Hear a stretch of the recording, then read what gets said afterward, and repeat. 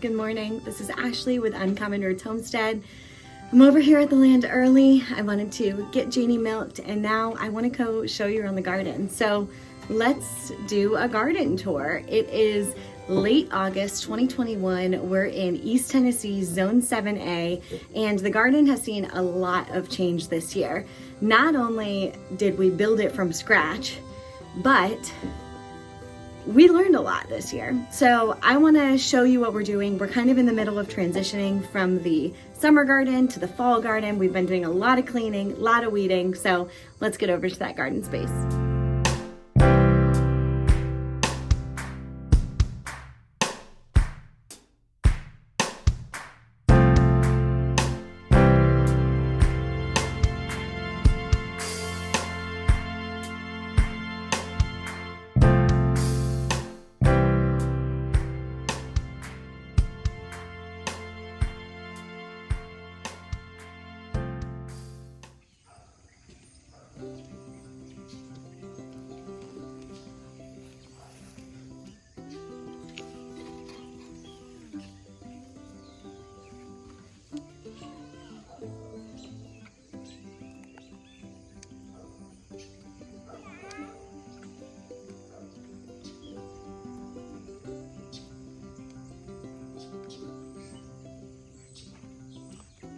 So it would not be an Uncommon Roots Homestead garden tour if I did not start by showing you the naked trellis. I have been exploring a lot of options for this trellis.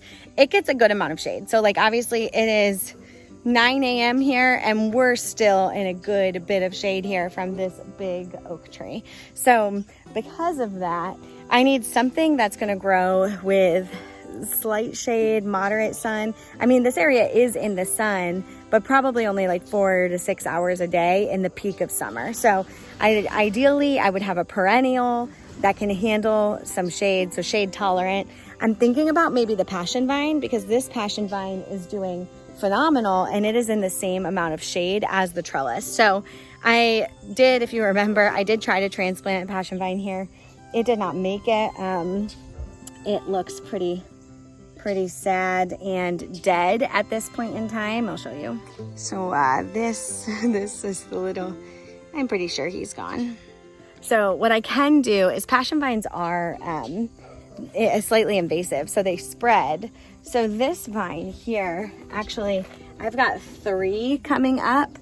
And so what I might do here in the next month or so as we get closer to fall is grab one of those, pull it out and transplant it over. That's actually how I got this one here last year. It came from my friend's farm. She had pulled one out and she gave it to me. I planted it and it did great and it adjusted just fine. If that doesn't work, then I'll just buy another passion vine and put it there.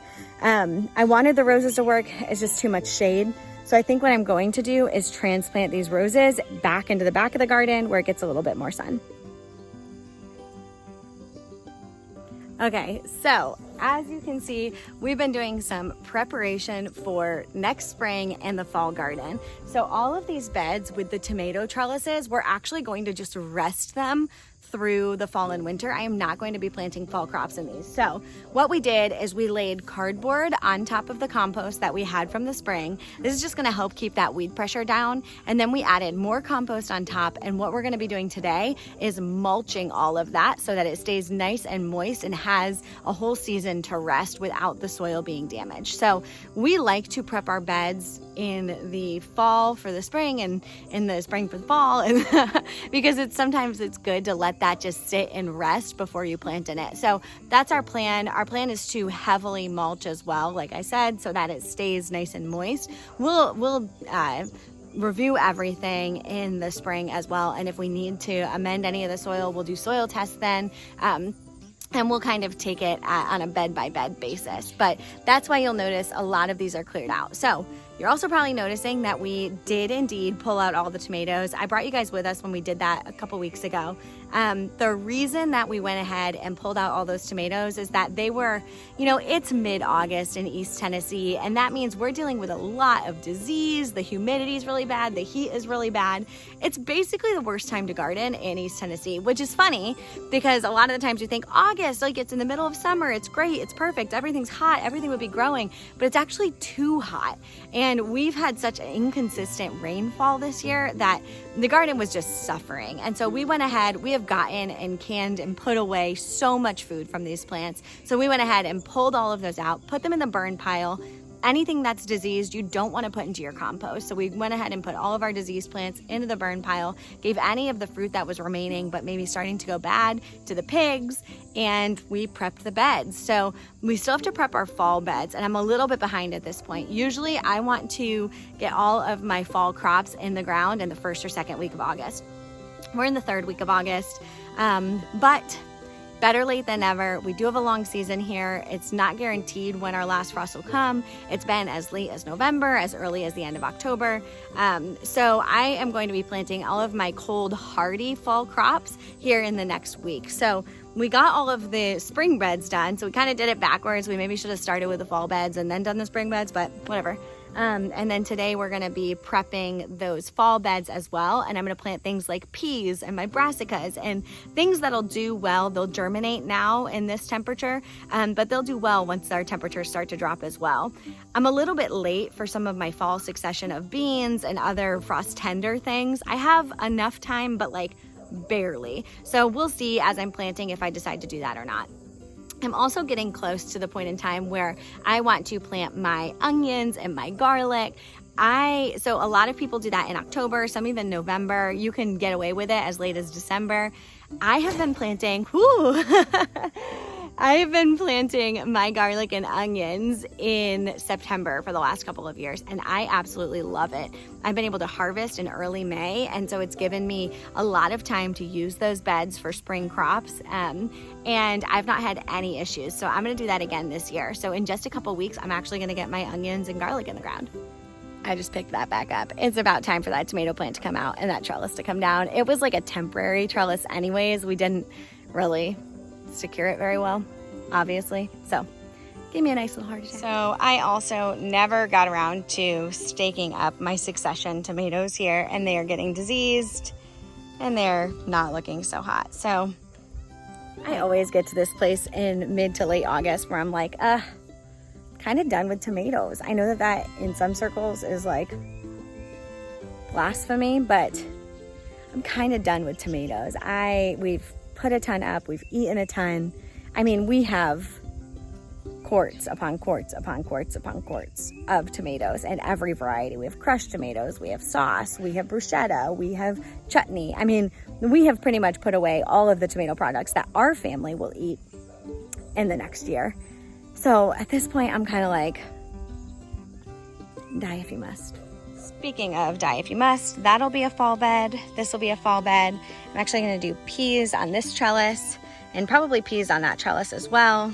And then those are going to be spring beds because they have the permanent trellis fixture.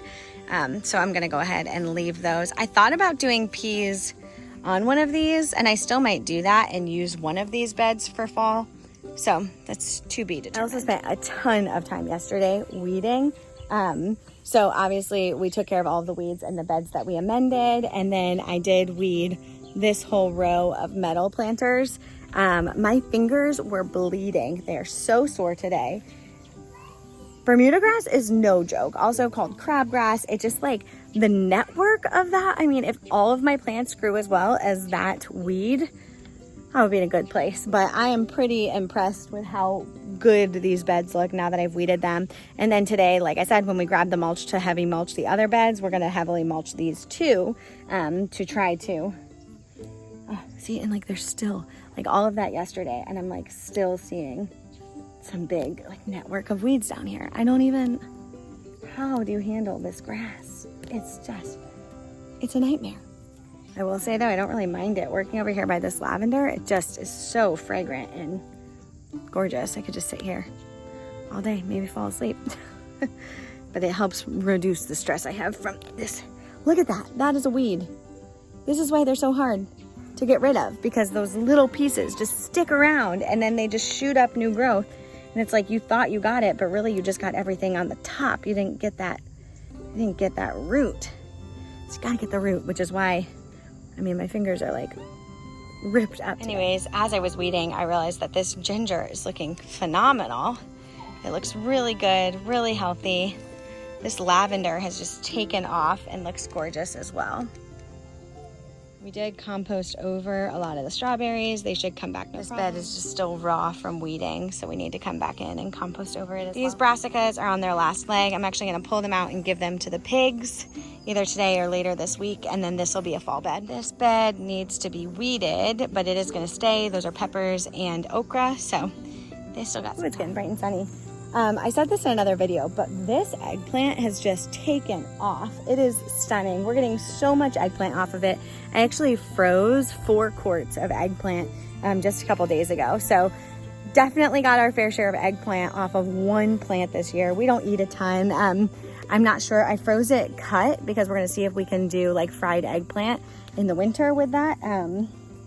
But I mean, we don't really use a ton more eggplant from that, and we've eaten some fresh. So probably won't do more than one plant moving forward. Look at this beautiful new Limelight Hydrangea that I put in this week. One of my friends brought me a bouquet of hydrangea and it was so gorgeous. I went right out and bought one to put in. So Limelight hydrangeas get pretty big. I did put it here in this corner of space that's not really being used in the garden. It's next to this Rose of Sharon, so I think it'll be a great place for that to kind of get big and become a really beautiful focal point in the garden.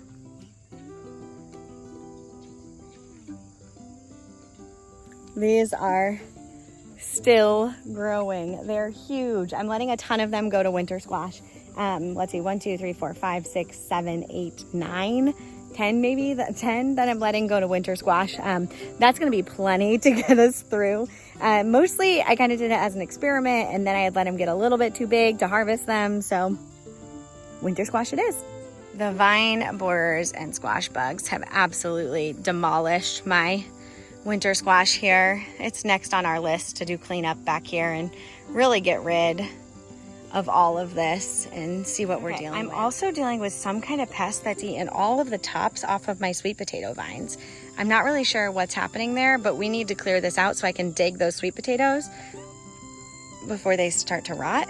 So I saw somebody else say that like a rabbit would eat the tops like that, but it's just so odd that it's only one row and it's in the middle of all of this craziness. I have seen deer over here. I wonder if a deer got in there and did it. That would kind of explain the trampled nature of the rest of my squash. I'm not really sure. I want to get a camera over here actually so I can just like keep an eye in the garden and see what's coming in and out and eating everything. Like I've said in other videos, I'm going to be able to put away so much squash with just the tromboncino, and there is a ton of spaghetti squash and some butternut, and you know, I'm getting a lot of food out of that space. I obviously want my sweet potatoes, so I'm going to try to dig those up here soon. This is my first year growing sweet potatoes in the ground. I've done it in containers. I've done them in containers in the past, but I've never dealt with the tops being eaten like that. So if you know what else it could be, from what I've read, it doesn't seem like it would be like an insect. It seems like it's some kind of animal. So, and what I've read, so that it probably won't impact the fruit underground unless you leave it, because it basically is killing the plant. So you don't want to leave the roots or the tubers in the ground while the plants are dead, because then they could start to rot. So that's what I've read. Is that what your experience tells you? Let me know in the comments. You win some and you lose some, always. Still, my favorite part of the garden is this fragrant herb. That lavender smells great. The holy basil is just beautiful. So at this point, lots of my herbs are going to seed. My goal is to just kind of shake those in their place and hope that these come back in the same place next year.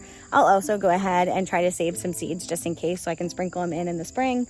But usually when you let something go to seed so ferociously, like this basil, any of these basils actually, like they'll drop back down to seed themselves. So there's a ton of seeds. I mean, look at each of these has hundreds of seeds. So usually they reseed pretty easily.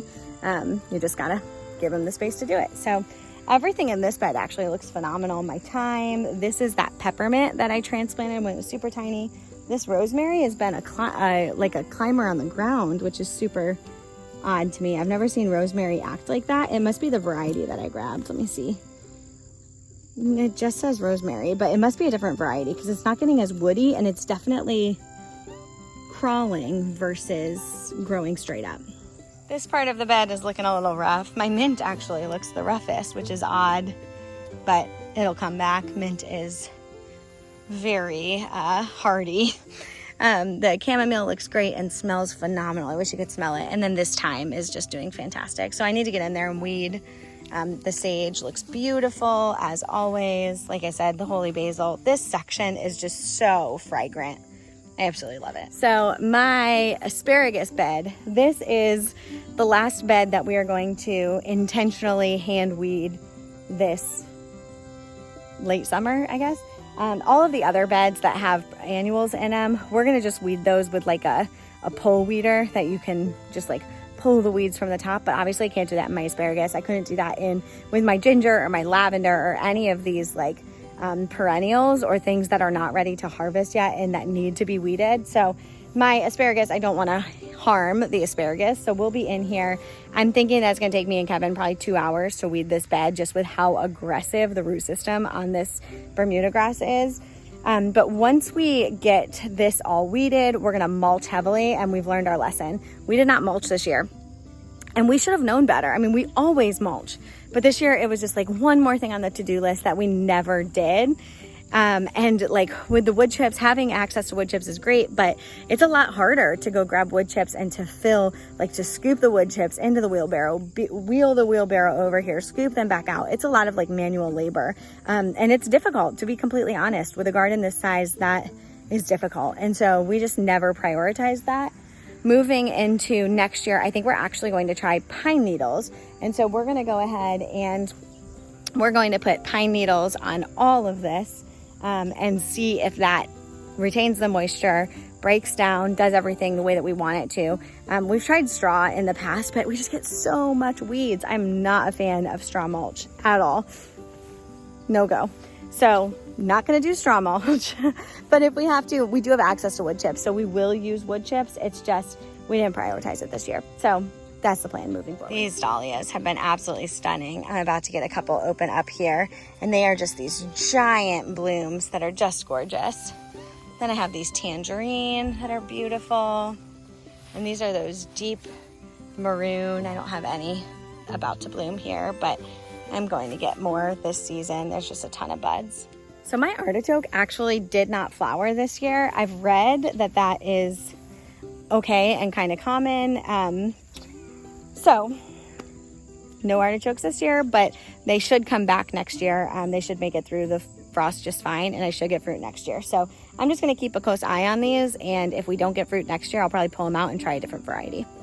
Our peppers are looking wonderful. They're looking very happy. We got rain last night, and look how much happier these are. Like a couple days ago in the last video, if you take a look, these were all kind of rolling up, and they were just not thriving. They were thirsty. So they're doing absolutely wonderful now. I don't know what you are. Oh, you are a bell pepper. You're looking great. So there are a ton of weeds in the pepper bed as well, but they don't seem to be hindering the growth of the pepper plants. So I'm going to leave them. We're going to deal with them after we pull those peppers out. It's kind of one of those things where you got to choose your battles. And right now we don't have the time or the energy, or really we're not prioritizing weeding some of these beds where the weeds are not directly impacting the crop. So we're going to just move forward. We'll take care of it after the season, and then we're going to do everything to prevent it next year. So funny enough, my production tomatoes are the tomatoes that are still going, and these are so healthy. I mean, there's a little bit of disease showing, but we're getting so much fruit off of these still. Everything is just like looking wonderful. It's just the funniest thing, because I spent so much stressing over these plants and feeling like I didn't do what I needed to do to keep my production plants healthy. And not only have we already put away so much food from these plants, but like they're doing so much better than the other ones were. Like these are not at the point where I'm like, we got to pull them out now. They're doing just fine. So They're wild, but they're doing just fine. Here's a close-up of this damage. These are sweet potato tops. But obviously, like, these ones are totally fine. That other row are totally eaten, so I don't know. I did not get any fruit off of this giant pumpkin.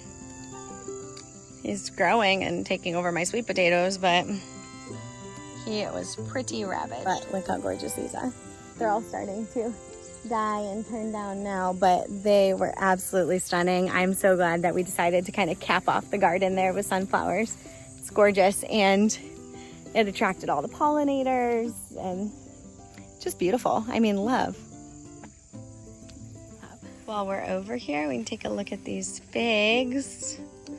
Got a couple of fruits on this one. These were just, get out of here. These were just transplanted last fall, so I didn't expect much from them this year. This one looks great. This one was leafed out, and then all of the leaves fell. It doesn't look like it was animal damage, as far as I can tell. I'm not seeing like any bark issues, and I do still see like buds for new growth, but I'm not sure what happened to him, so I'm gonna keep an eye on it. We're actually gonna spray everything with copper spray in the fall.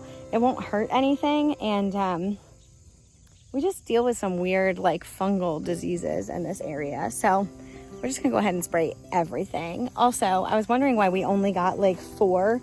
They were beautiful, delicious plums, but off of this established plum tree this year, we only got 4 plums. Then we drove in today, literally a whole flock of birds flew out of that tree, like hundreds of birds. Hundreds. No wonder. All right, so it's hard to tell with all of the weeds, but these are our potato rows. So there's 2 rows, and then there was room for a third. So the potatoes look good. They're ravished by weeds. I need to probably get in and harvest them. I did plant 2, these are micro hydrangea bushes. I've got one on this end, one down on that end. I think that'll just be kind of a really beautiful cap on this space. And then I put gardenias over here, one on this side and one down on that side. Gardenias are like one of my favorite flowers. They are so fragrant. If you've never smelled a gardenia, then you are missing out. You get within 10 feet of one and you feel like you're just in a meadow of flowers. Like, it is so fragrant and delicious, and I just love them, and they're beautiful. They kind of look like white roses. They're just gorgeous, and they're pretty low maintenance. So I put those in here as kind of a visual element. They're not edible. But in the potager garden, that's something that I'm going for. I'm going for a mix of beauty and practicality, of annuals and perennials. All of these flowers and the flowering bushes that I've put in, they're perennials, so I'm not going to have to put them in every year. Those gardenias actually will not bloom this year. They'll bloom next year. And the same with the hydrangeas. So I want to create a space that is both high maintenance and maintenance free, that's beautiful and practical, and that just draws you in. So moving into next year, I guess while I'm over here, we can talk about that. So one thing that we're gonna do is move these 4 fruit trees. So we've got the whole line. This is the start of our orchard. We've got the whole line down there. And then we still have all of that space down the hill. So what we're gonna do this year is, in the fall when these go dormant, we're gonna actually move these top 4. So when we put them in, I actually didn't know that I was gonna have my garden up here at the front of the property, and I don't want trees here because they're gonna ultimately deliver shade to this area. So what I'm gonna do is pull those 4, start a second row going down the hill, because down the hill is not really usable garden space. And then next year, we are gonna be expanding our garden from over here. Gotta get past these trees. Those trees will be moved again. So we're gonna go from over here all the way down, and what we're gonna do is not really, our goal is not to expand the amount of plants that we plant, but really give them more space. You know, I talked a lot about half of the garden was what I imagined and dreamed, and the other half was just a wild mess. We're gonna try to tame that wild mess next year. And a lot of it we tried to do this year, but it wasn't super practical, right? Because when you're trying to tame something and the problem you're trying to cause is that you planted too many plants too close together, you actually can't do much to fix that. Unless you want to just pull plants out. So what we're going to do is use all of that space as like in-ground beds, which we'll do like we did this year: cardboard, mulch, compost, and rows. And then we're going to actually use weed mat on top and cut holes in it. We didn't think we needed to do that this year, Obviously we did. And then we're gonna be planting just much further apart. So doing like, you know, giving each plant the 10 feet that it calls for, which this year we obviously didn't do. So that's the plan moving into next year. And then I'm gonna use the space that's back in like where I did the squash this year. I'm gonna use that for melons and like eggplant and other like production crops in ground right there. I'll still probably keep corn on the side, still keep sunflowers on the back. And then we're gonna cap the garden with 4 more raised 6x3s. So that kind of just adds to that visual nature of like when you zoom out and look at the garden, you see this defined structure, this defined space, but then you also see like all of the growth in ground, and you see all of the mix of annuals and perennials, and you see the flowers, and you just see this like true garden, not just a production garden, but like an enjoyable and beautiful space. And that's what I'm going for. So we got close this year. This is obviously more than I could have imagined, and I'm so thankful for this space and how we were able to use it and how much food we got out of it this year. But moving into next year, we learned a lot, and we will learn a lot every year. So we'll close out the 2022 growing season, and I'm sure I'm gonna be like, listen, I learned a lot this year. Here's what we're gonna do in 2023. But if I ever get to the place where I'm not doing that, then I'm gonna question whether or not I should stick with this, because I always want to be in a position of learning and growing and failing, because if you're not failing, you're not really trying new things. You're not really pivoting. You're not really learning. And so I hope that that is an encouragement to you, that as you garden and as you feel like you change plans every 3 minutes, I do too. And I realize that, you know, look at it. These are naked trellises that we put all of that effort into putting up this year, and nothing even climbed them.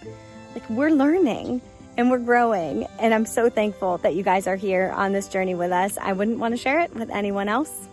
You always have a place here in my garden, on this land, on our homestead. Until next time.